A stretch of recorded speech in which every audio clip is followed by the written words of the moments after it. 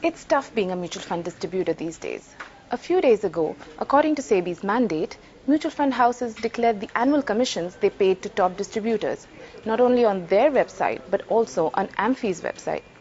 Naturally, distributors were upset about this because their incomes were being disclosed, and that may attract unwarranted attention.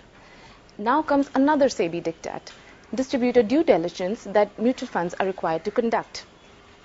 Mint's mutual fund editor, Kayezad, is with us to take us through the details. So Kayezad, tell us, why are distributors upset about being regulated?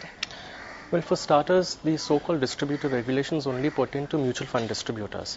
But the bigger issue is the way it's being done. About 4 months back, when Sebi came out with a circular mandating mutual funds to do distributor due diligence, or AMFI got onto the board, the trade body of mutual funds industry, it said that perhaps it's easier to it would be easier and better for us to outsource this activity to some outside consulting firms or audit firms.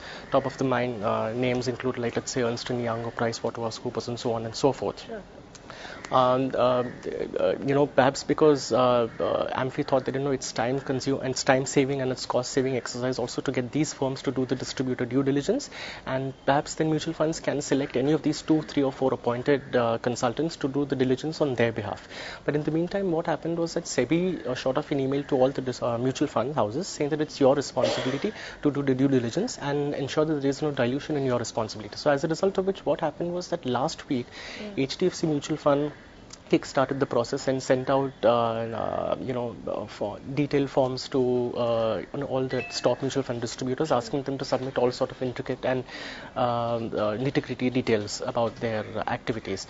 Obviously, distributors are upset that they have to they have to supply all such details, but they also have to do it for about 40-45 fund houses. So what happened to AMFI's outsourcing plans? Our sources tell us that basically, as AMFI was ready to submit this plan to Sebi, perhaps Sebi got wind of the fact that this AMFI's plan of outsourcing is perhaps a way to shirking away the responsibility to outside firms. So what Sebi did was, about 10 days or so back, our sources tell us that they emailed all the fund houses individually and told them that it is your responsibility to do the due diligence and not to give away this responsibility to anybody else. So ensure that there is no dilution in your responsibility and you have to do the due diligence yourself. So does that mean these plans are in cold storage now? Not really. What we are told is that AMFI is going to sit with Sebi and explain to them that the merits of basically outsourcing this activity, and it's only done to basically save costs and to ensure that there is no duplication of work involved,